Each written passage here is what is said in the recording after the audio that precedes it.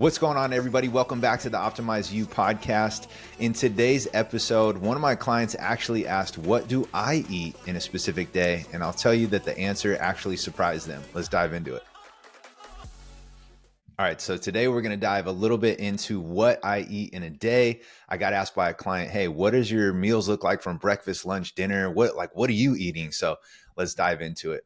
And honestly, when they asked me that, if I told them what I actually ate that day, they'd be probably a little bit surprised. And so I said, you know what, screw it. I'm going to tell them. And so in that day, I actually had Twix and Nerds clusters and ice cream.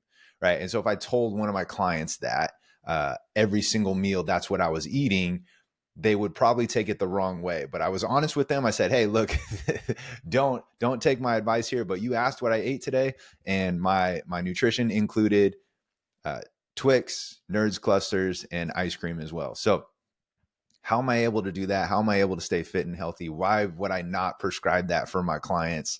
And let's dive a little bit into it so that we can go a little bit deeper than surface level so you can see the things that I eat on a consistent basis and what's consistent and what's not consistent. So if you're looking at it from the surface, you go, how the hell is he able to do that? How is he super fit, in shape, healthy? Blood markers are all within range and he's able to eat those things. And the reason is because it's not my normal. It's not the thing that I eat each and every single day. And when I do have it, I'm taking it into account. And what I mean by that is, like, for some of my favorite things, like for a Twix bar, I know a Twix bar has 250 calories. I know a Snickers has 250 calories. I know 16 Nerd clusters is 100 calories. Like, I know those off the top of my head because I have them pretty often, right? And I know and I figure out how to fit them in the bigger picture. So for me, I track everything.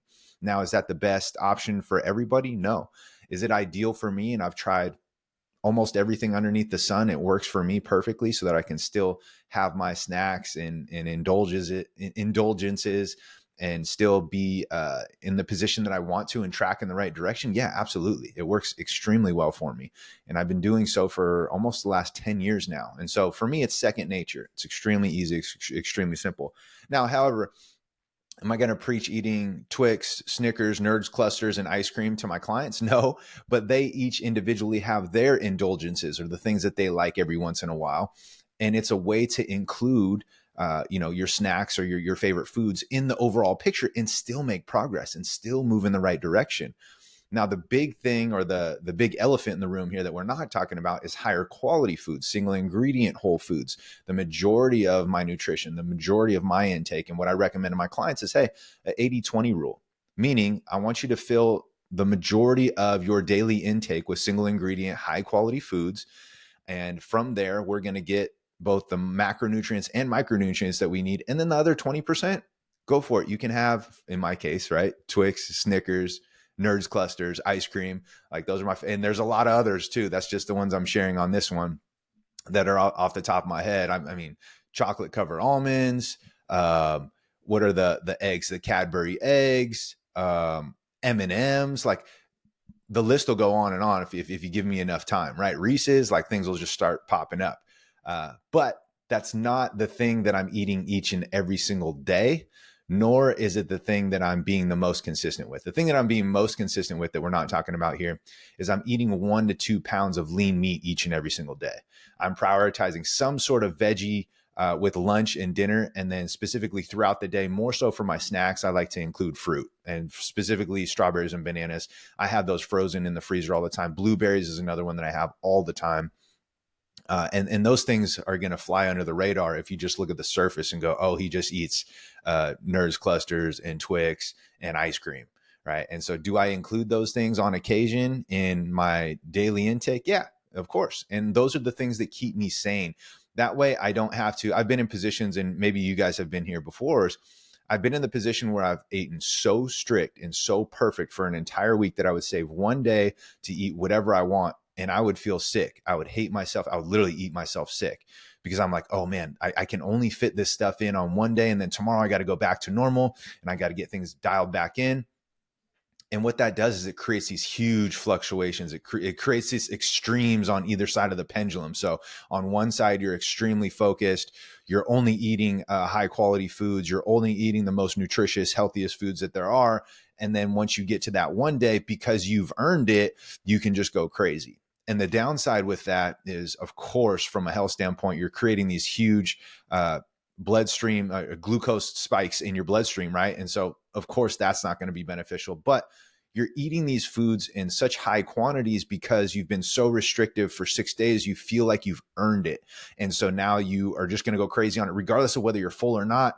It's kind of like this, man, I'm never going to be able to eat these foods again sort of approach. And so you just gorge on them and you feel terrible, right? You don't feel good at all. So what I encourage people to do is take more of an 80-20 approach, right? The majority of the food that you consume should be single ingredient, high quality foods. And then the rest of that 20%, go have at it, like have some fun. But it takes a little bit of discipline. It takes some consistency. It takes some an increased or heightened awareness around your overall food consumption throughout the entire day. Those of you that have gotten like blood tests and you can see where you're weak at, you can see where you're deficient at, you can start including specific foods to help bring those up, right? Some foods that we consume are literally superfoods. One of them off the top of my head is eggs, right? Like big pharma and all these huge companies are going to say, oh, eggs are bad. They raise your cholesterol, et cetera, et cetera. Eggs are one of the most powerful superfoods that we could possibly potentially eat. And I'm not here to push eggs on you, but the FDA is going to go out there and say all these bad things about them because they want you to eat the processed shit, right? It's all about money. And you have to understand that, like, you got to be able to navigate through all these things. That we could save that for a whole different conversation. But eggs is literally like a superfood. The amount of vitamins that come in it, the amount of protein and macronutrient breakdown and micronutrient breakdown and everything that you're getting in an egg is like a superfood, right? So if you go get your blood work done and you're looking at all your entire blood panel and you look and you're like, man, I'm deficient in some of these areas. A lot of those areas can be brought up with some high quality foods, right? You don't need to go supplement. You don't need to go take medications. High quality foods will get the majority of that work done for you. And so keep that in mind. I don't want to go too long on this one. We're only at 7 minutes here. So I wanted to paint a big picture for you that I don't just eat crap and junk, etc. Like on the surface, when I say I eat those things, you can just be like, holy cow, like how is he doing this? Or it might be confusing, or man, I eat those same things too, but my blood work doesn't look like his. I'm not healthy. I'm not fit. I'm not in shape. Remember, there's a bigger picture here. And the bigger picture is I'm taking into account and consideration, how do those foods, or how can I fit those foods in my total daily intake, calorically, macronutrient, from a macronutrient standpoint as well? How can I fit those foods in? Because it keeps me sane. Those aren't the only foods that I eat. The majority of the foods that I eat are going to be high quality. Like I said, lean meat sources, anywhere from 1.5 to 2 pounds per day to get the amount of protein that I need that's sufficient for me. And I've come across that number through trial and error. And that's the number that I feel really, really good at. I feel really strong. I feel like I recover really well from my workouts. I feel satiated. And that's what works really well for me. And I encourage each individual, everybody's going to be different. And finding the macronutrients that fit for you. Remember, any calculator that you guys use, those are starting points. But how you really narrow down and focus and find the things that are going to work for you is through trial and error, through experimentation. And that's what I do with my clients. That's what I do with myself. And then you can fine tune and tweak and really get laser focused on what works well for you based on your activity level, based on your day-to-day functionality, based on your activity levels, all those things, right? Those are going to be super important to help determine your intakes, and then of your total intake, how much is going to be carbs, how much is going to be fat, how much is going to be protein. Now, am I saying that tracking is the only way to be successful and live super healthy and fit lifestyle? No, absolutely not. If you don't want to track, the other option or alternative is, instead of 80-20, you need to be thinking 90-10 or 95-5. The majority, like almost 100% of what you consume is going to be single ingredient, high quality, whole foods. You're going to have a lot less flexibility. So that's the downside. So for me personally, I'd rather track and know my intake. And this is if you actually care, if you actually want to move in the right direction. You're like, I want to get healthier. I want to get more fit. I want to look good and I want to feel good. And you want things to move in the right direction, but you don't want to give up some of your favorite foods, then you're going to have to track. You're going to have to know that awareness. unless you have you, and this really comes down to knowing yourself, unless you have extreme accountability, and you can limit yourself to one Snickers here, or a snack or indulgence there, or and it's very few and far between.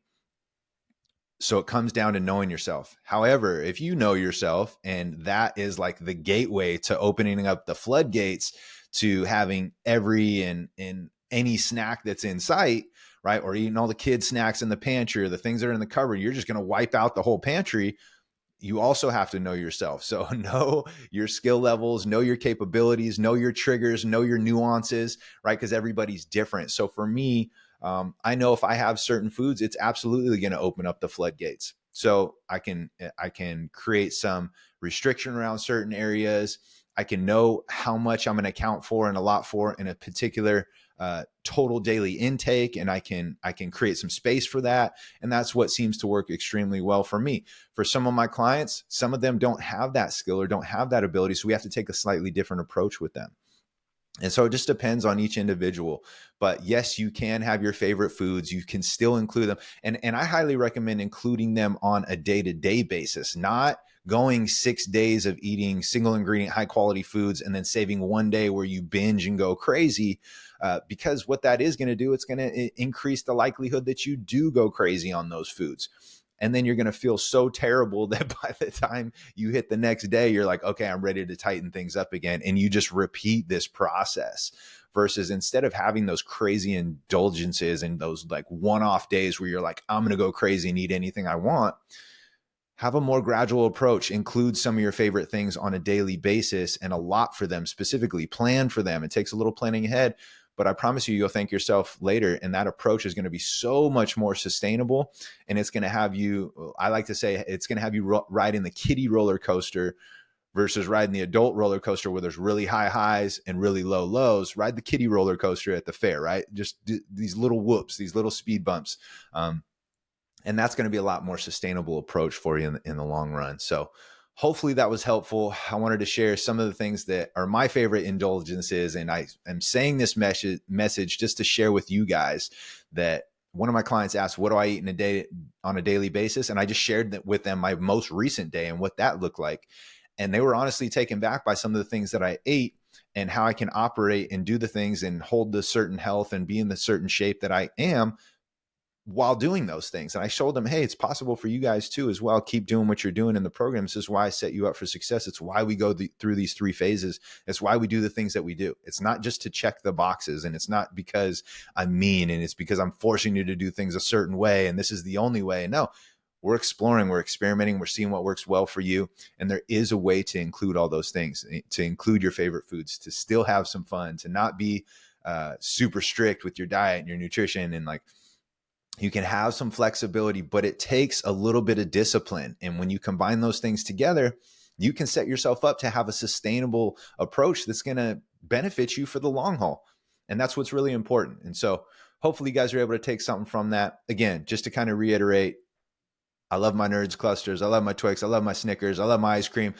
I allot for those things. I plan for those things so that they fit in my overall picture, my total daily intake. I know how many calories I'm consuming in what I'm shooting for. My goal is to be within 100 calories by the end of each day of that target.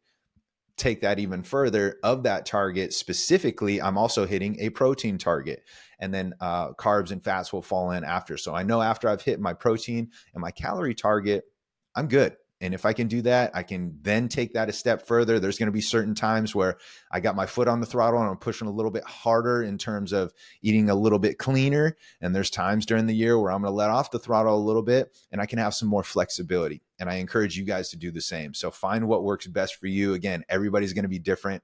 Hopefully by sharing my story and my conversation that I just had with my clients, hopefully that's helpful for you. And if it is, drop a comment, drop a like, and hopefully you can share this with somebody who you feel like would benefit from it as well, especially if you know the person that you're thinking about is either on one side of the spectrum, right? They're super diligent, they're super militant with their diet and their nutrition, which is fine. But remember, extremes don't always last and are not always sustainable. And then if you have the friend that's on the other side of the spectrum where all they eat is crap and junk and all these candies and they love to indulge, maybe share it with them as well. So I'm sure you can think of somebody who is in one of those categories or maybe another category. But if you found it helpful, hopefully you're able to take at least one golden nugget from that. And we will see you guys on the next one.